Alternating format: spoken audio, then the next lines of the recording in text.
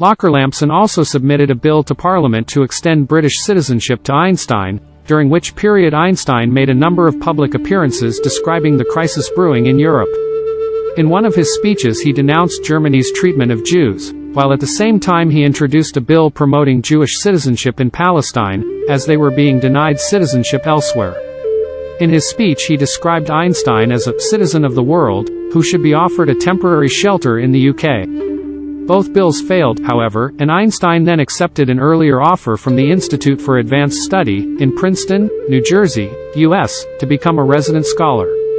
On 3 October 1933, Einstein delivered a speech on the importance of academic freedom before a packed audience at the Royal Albert Hall in London, with the Times reporting he was wildly cheered throughout. 4 days later he returned to the U.S. and took up a position at the Institute for Advanced Study, noted for having become a refuge for scientists fleeing Nazi Germany.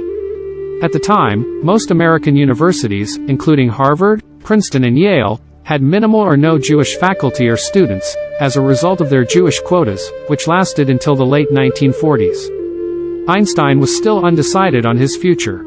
He had offers from several European universities, including Christ Church, Oxford, where he stayed for 3 short periods between May 1931 and June 1933 and was offered a 5-year research fellowship, called a studentship, at Christ Church.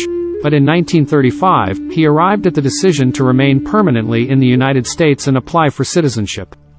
Einstein's affiliation with the Institute for Advanced Study would last until his death in 1955. He was one of the 4 first selected, along with John von Neumann, Kurt Gödel, and Hermann Weyl, at the new institute. He soon developed a close friendship with Gödel. The two would take long walks together discussing their work. Beria Kaufmann, his assistant, later became a physicist. During this period, Einstein tried to develop a unified field theory and to refute the accepted interpretation of quantum physics, both unsuccessfully.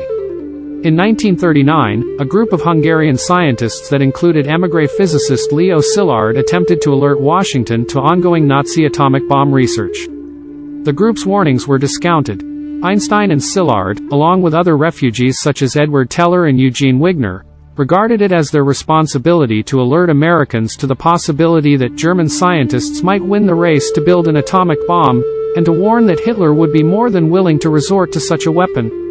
To make certain the U.S. was aware of the danger, in July 1939, a few months before the beginning of World War II in Europe, Szilard and Wigner visited Einstein to explain the possibility of atomic bombs, which Einstein, a pacifist, said he had never considered.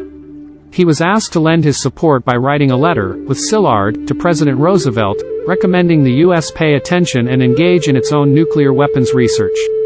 The letter is believed to be, arguably the key stimulus for the U.S. adoption of serious investigations into nuclear weapons on the eve of the U.S. entry into World War II. In addition to the letter, Einstein used his connections with the Belgian royal family and the Belgian Queen Mother to get access with a personal envoy to the White House's Oval Office.